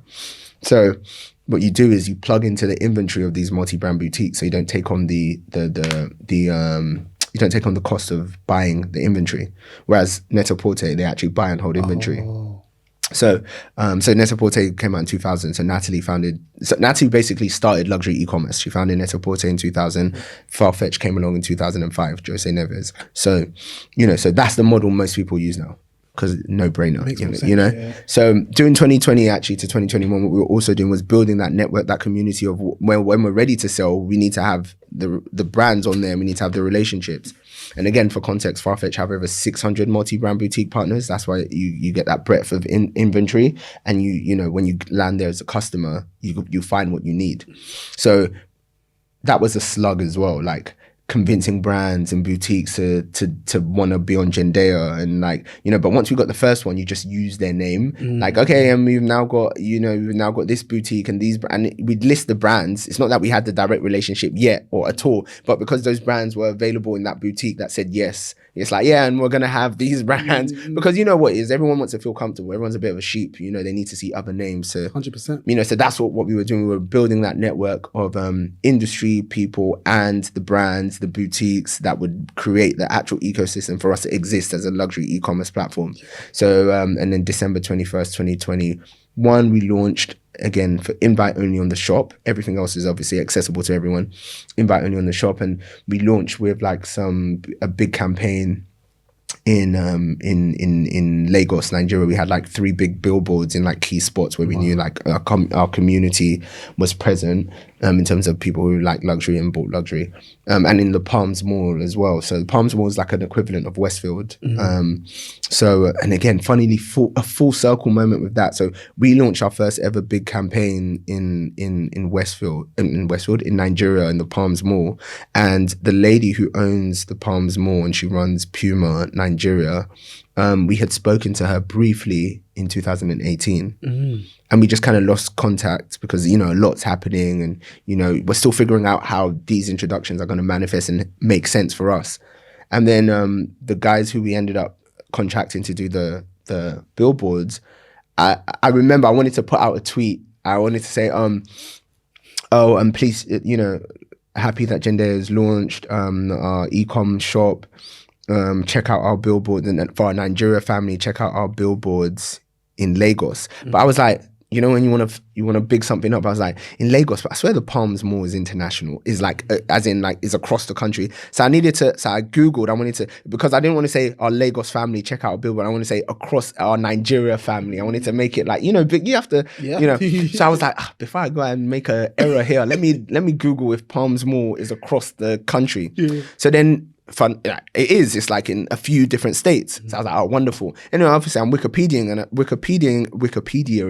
and I see Mrs. Amershon. And I'm like, what? Mrs. Amershon owned what? So I message one of the people on the team. I'm like, do you know Mrs. Amershon owns the mall that we just put our bill? And so we got back in contact with her and she was like, yeah, I saw it and I'm so proud of you guys. I saw, obviously because they will review everything that's coming up on the billboards and stuff. She's like, yeah, I saw it. I'm pretty proud of you guys. You guys, come this far. And, that was literally in the space of 3 years. 3 years. And now, that's crazy because, when they talk about startups, it's always about failing fast because you have to iterate and fail. And in what I'm telling you, you'll also realize that we were iterating as we were going along. But I think when people say with startups, you fail fast, so you know whether you dead the idea or pivot, because it saves you less heartache. And when you're taking in money for something that's actually going to go. But for us, those 3 years in which people would have already found out if it's working or not or pivoted or not, we were just working on the same idea. So we were doing the iteration and the learning. And I feel that's what makes me, I will say, an expert of my industry, because I was spending that time incubating and learning and unlearning, because it's also important to unlearn as well. So yes, 3 years, but and now she's one of our advisors, Mrs. Amershon, and she's one of my favorite advisors. Those people who, remember when I said, when you're going to reach out to someone, actually having a conversation allows you to ascertain if they're worth it. Yep. one of the best advisors. Like, you know, outside of things that I want to do, she will tell me about stuff that we should do. The whole Davido involvement, whether I was taking him to Burberry, which is like further along, so 2022. So as I said, we're just finishing 2021 now. That was her, you know, getting to do work with Puma and the crazy stuff that's going on in the background now, that what we're doing with Puma, what's about to come out, that's her, you know. So she's like literally, like, I'm literally surrounded by advocates and a community and amazing people, and she's been featured in BOF 500, you know, BOF 500 do a list. She's on that. So it's crazy. I'm just like, all these people I've read about and I admire, and now are people that love me and love us and love Jendaya and are pouring into what we're doing. So it's crazy. You know, so anyway, so then we speak to her and she's like, yeah, and she joined, and then we move into 2022 where, you know, the year just gone. It's been a whole year, wow. And so we use 2022 to like understand more about what our customer likes, what they don't like, what's moving, what is the barriers, apart from the fact we've put a password there. So it's actually a barrier, but we did that intentionally. To make it manageable amongst other reasons. But, you know, we're iterating and we're, you know, collecting data, we're collecting, you know, still family and friends are still investing to help us do, because things like billboards cost money, things like doing activations cost money. So we're doing that to keep getting our name out, we're getting more features. But then the interesting thing is in February, this is where we realized we have an agency business. Okay. Because e-com is easy to do once it's operational. It's just about people. It's just having a live website that works, so people can access product. You have the product, people buy. It's easy, and to optimize that, it takes funds to scale it, because then you can put more product on, even though we're not buying it, but the connections and actually having the tech to support that is more expensive, and then actually having the means to market it, that's what gives you the scale. But then we're like, okay, we've put this behind a password wall, so it's going to be small. It's not going to like make like millions this year. And actually, we're not pumping a lot into marketing. So so we're like, but there's something else here, right? There's something we've been doing the last 2 years. We know a lot of crazy, amazing people. The brands are making crazy relationships with very senior people there. How else can we extract value this year? So then we're like, I think there's a B2B business here where all these brands, obviously they're already, and all these people in the industry are interested in what we're building, the idea that, you know, focusing on Africa as the next luxury frontier. And there's value, there's money to be made here. They're interested in setting up there, or they want to be more well known to the customer there. So we just need to understand what they want, and we can provide that outside of an e-com kind of format. So we're like, okay, let's start taking meetings with all these brands to understand what their Africa strategy is. And even if they don't have an Africa strategy, we can make one for them and charge them to do whatever it is that we're suggesting. Because that's how agencies work, right? And the most important things about agencies is the relationship. To be able to offer work or speak to the right person, it's about relationships. And unlike e-com, where you need money to really scale, it's about the relationships and what's in your brain for an agency. So it literally costs zero. It's just the time. And so the same Mrs. Amershon in February, what kicked off the agency is that she just made Davido global ambassador for Puma. Sick. So he's coming in February for his first store visit, and she's like, "Oh, Ayo, come and run the store activation." She's like, "Oh, just come and run the store activation. I think it'll be good for you guys." So we go there. One of the guys on the team comes with me. Abiola comes with me, and we're there with David. We're showing him around the store. We're telling the Puma team how we think things should be. We're doing the content as well, and from there, like, I guess the rest is history, because you always need one example to show what you can do. So now in our Jendaya Labs, the agency, we do store activations is one of the things that is a service that we can do because of that one example. But it snowballed because that same weekend, actually the same mutual friend that connected us, we went to a WizKid concert together. So because of it was like a box situation, and so right next to us it ended up being the Vogue, a British Vogue box. Fancy that. Yeah, fancy that. And everybody's in that box. Edward, Cynthia Erivo, Winnie Harlow, Telfa Clemens, Ricardo Tisci, Naomi Campbell, Pat McGrath. Everyone's in that box. So they're vibing with us because we're having such a good time. So everyone's pointing into our box, like vibing with us. So when Oswald Boateng was in that box.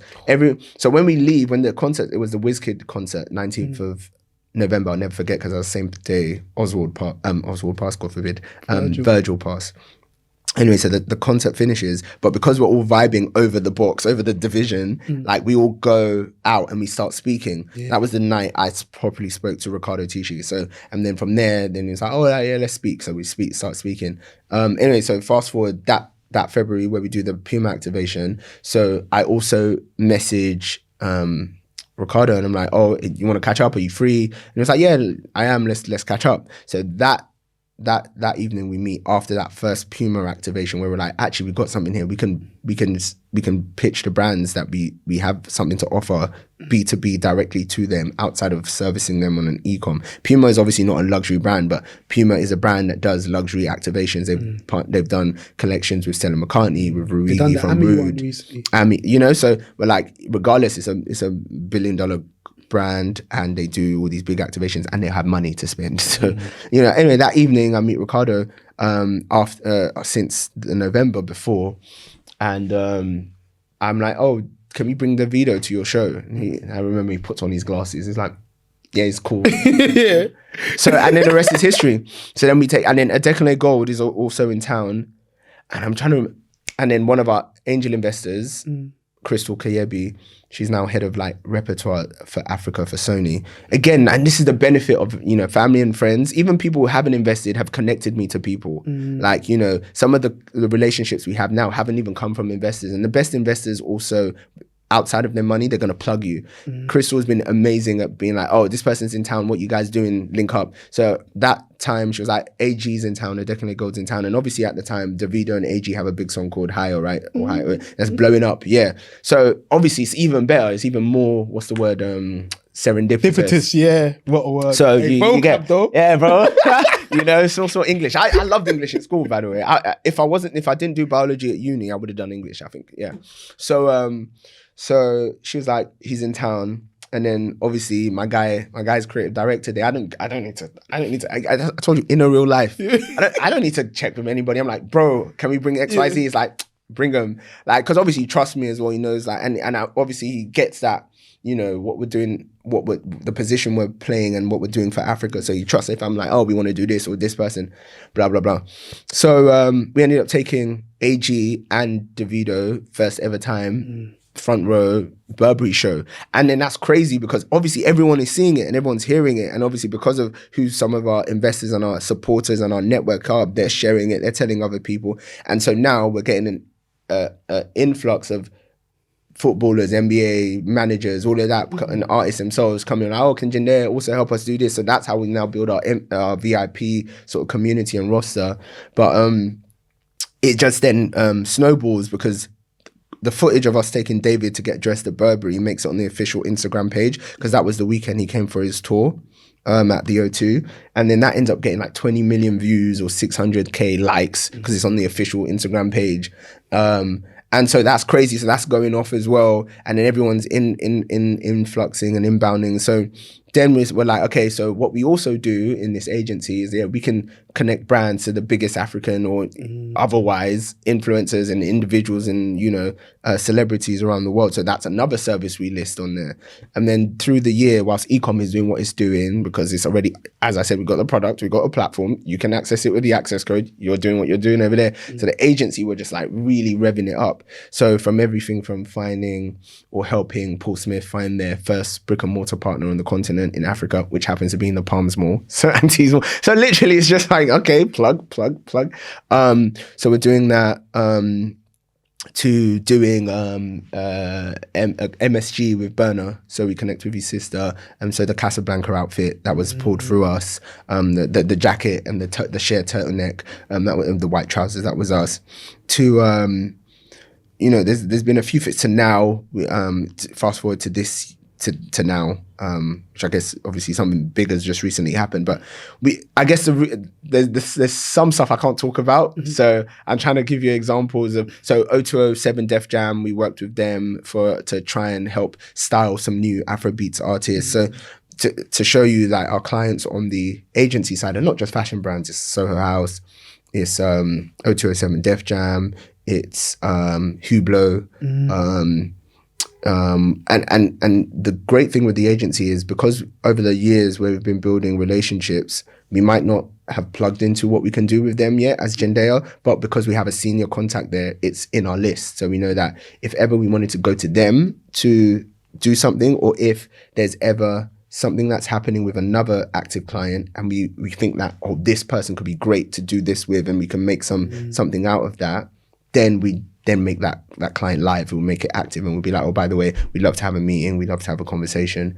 And anytime, sometimes we see something, we're like, oh, that's aligned with what Jendaya, then we'll try and make them a client. You know, I've been quiet for time, because I'm learning so much. Bro. Like there's so much going through my head right now. I'm like, if I ever needed the episode, if I ever needed to have a conversation now, this is the sort of conversation I need to have. So thank you for everything. Thank you for being so transparent. You're welcome, brother. My question is, what I'm loving about hearing this most is the fact that you have your bread and butter, but you're not resting on your laurels. You're constantly innovating. Literally everything you said has screamed innovation. Yeah, you have to. And what I'm also loving is that, I don't know, maybe this comes down to the time you spent in sales or the time you spent in the corporate world. Once you get that one proof of concept, bro, you milk it for all it's worth.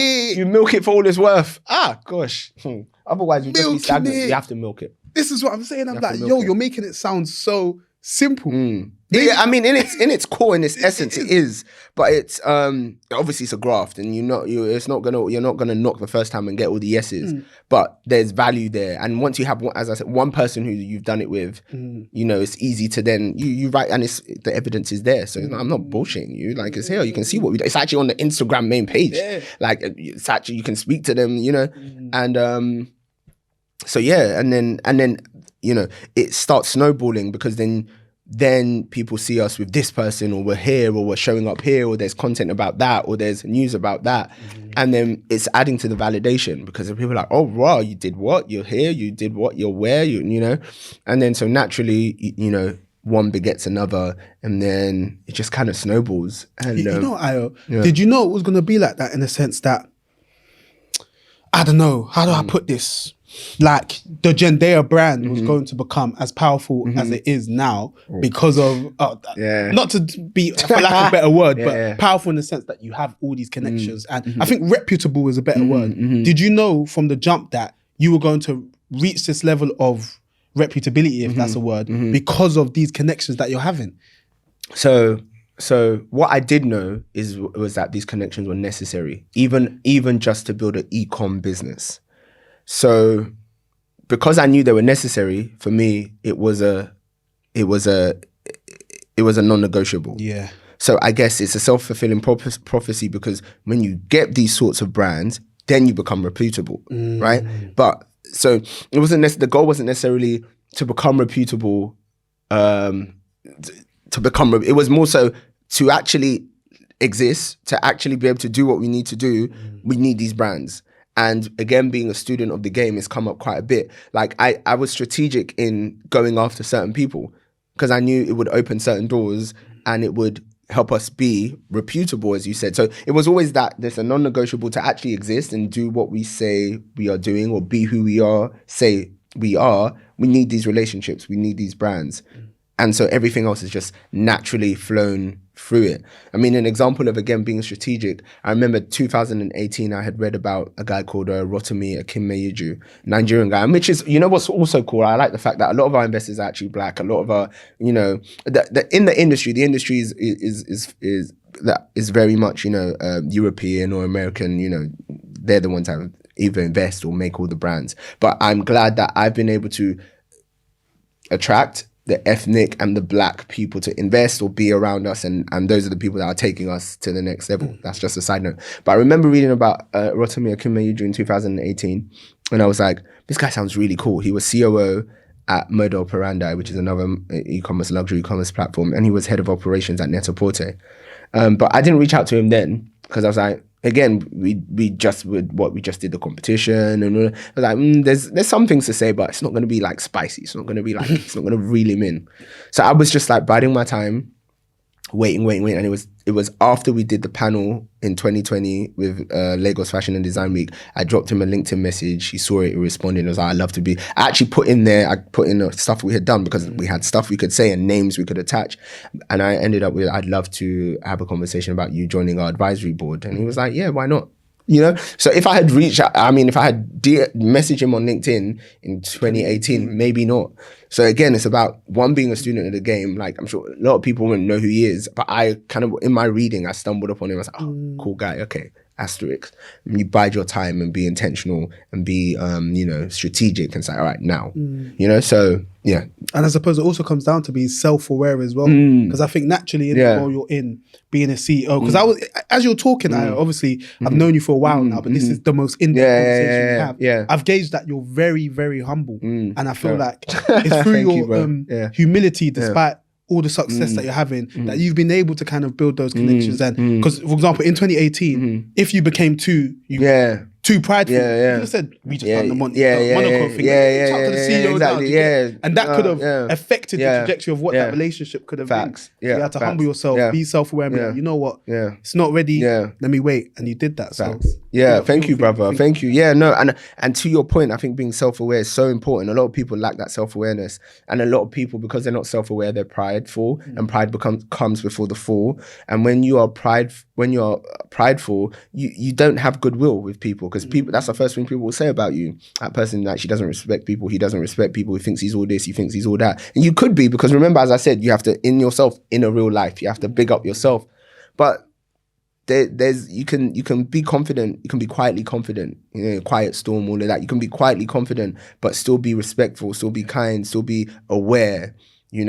And a lot of people miss that trick, and they can still have success, don't get me wrong, and be the most prideful person ever, but pride comes before the fall, and you miss out on so many opportunities when you're prideful. And there's a few things I can't talk about yet, because what we're doing on the agency side, which is some fully just agency work, and some agency work that will come out on the e-com side. But there's people who I'm like, well, this opportunity, I literally wanted it for you, but because you weren't seeing in a real life, you missed it. So now it's gone somewhere else. Is what it is. So it is what it is. Game it based on sympathy. Yeah, it's never not. It's not. So no. Yeah, bro. You kind of done my job for me today. I wanted to speak about your journey. Take me through the whole journey. Yeah. So in 2022, doing activations, you meet with kind of t-shirt, all these people, everything's lit. So let's bring it more towards this year. And obviously, recently got announced that you raised 1 mil, by God's grace.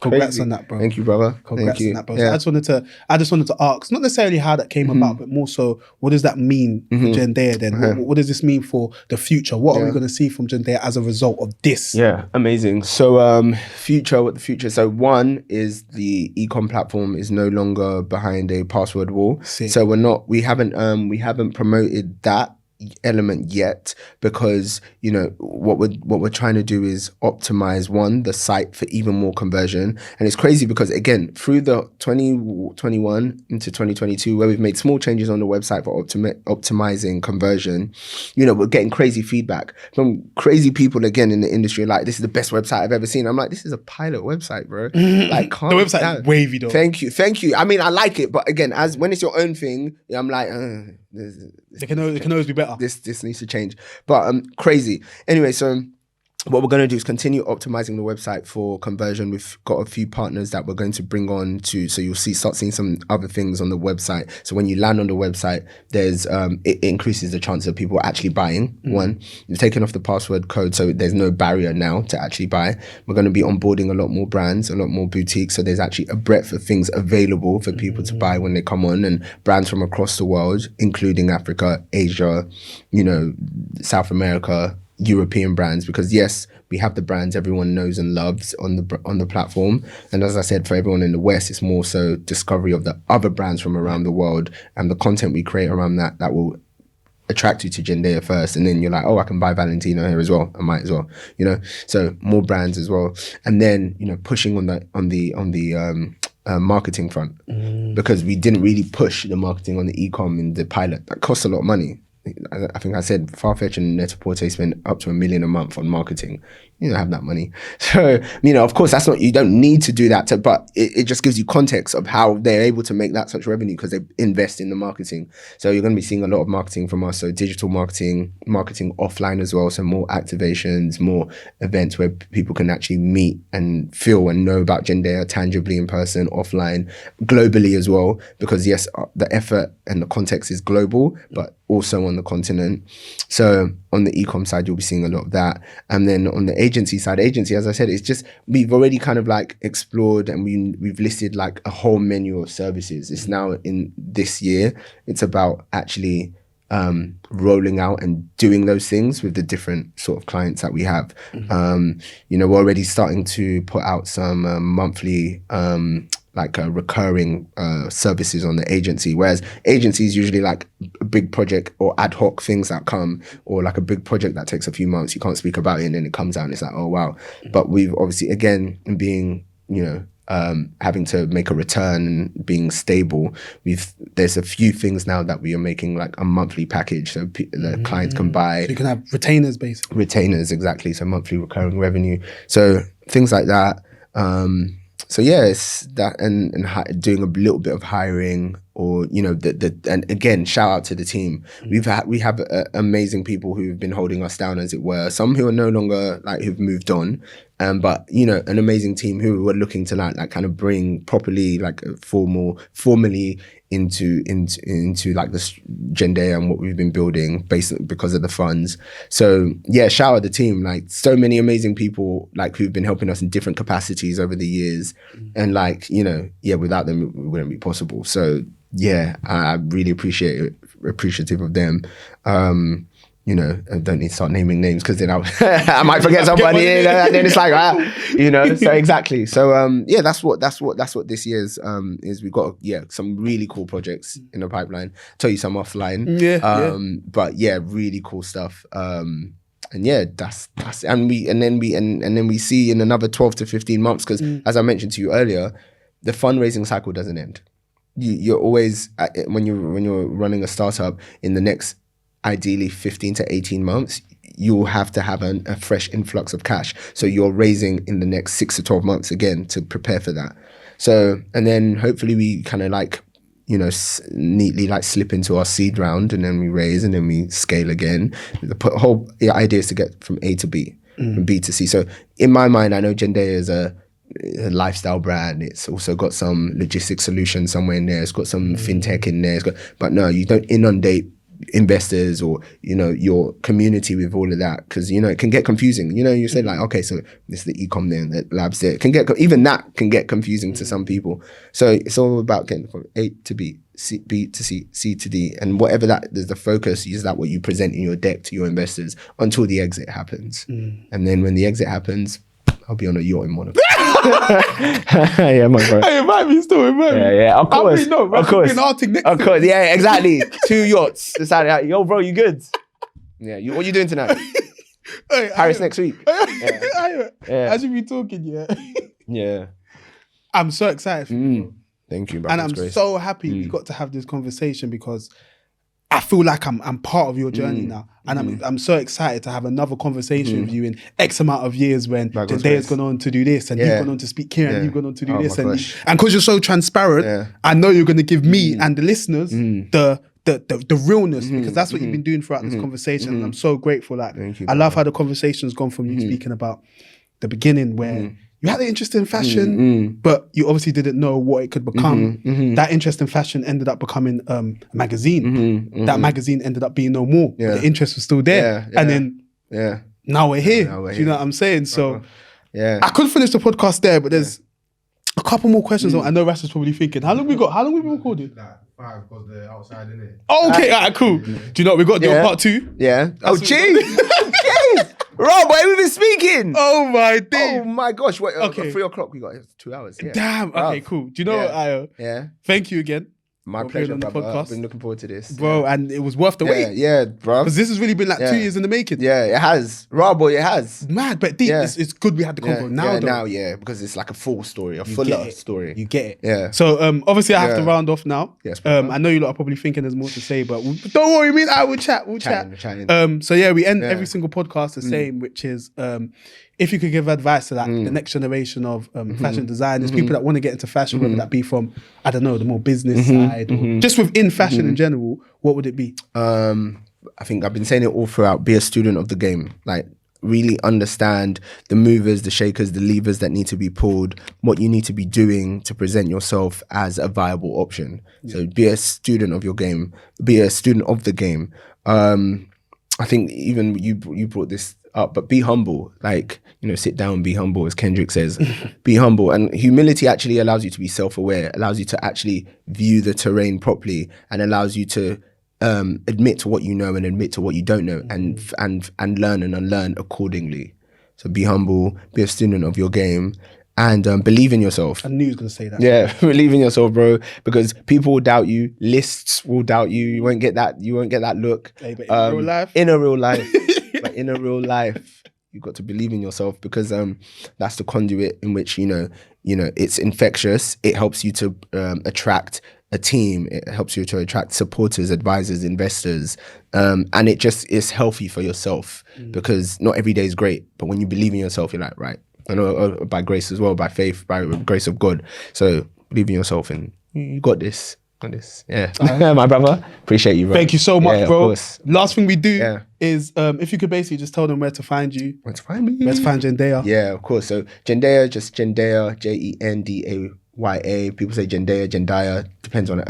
I don't mind. I usually say it's like Zendaya with a J, but so Zendaya. And that's it across Twitter, Instagram, LinkedIn, and then where to find me, it's Ayotunde.Rufai. So my name .Rufai. Yeah, at Ayotunde.Rufai. Simple. And obviously, with us, thank you so much for listening. I'm sure you've taken so much away from this episode. Please continue to follow Ayo's journey, the Jendaya journey, because as you can probably tell, they got a lot of big things coming. That's great. But yeah, thanks for listening. Make sure you follow us on Instagram, WMTV_LDN. And yeah, keep it locked. Thank you for watching another episode of Where's My Podcast. If you ever want to take in future episodes on the go, you can find us on Spotify and Apple Podcasts. Whilst you're there, please leave us a 5-star review. It would really help. And also, don't forget to follow us on our Instagram, WMTV_LDN, to keep up to date with the latest goings on in UK fashion. Keep it locked.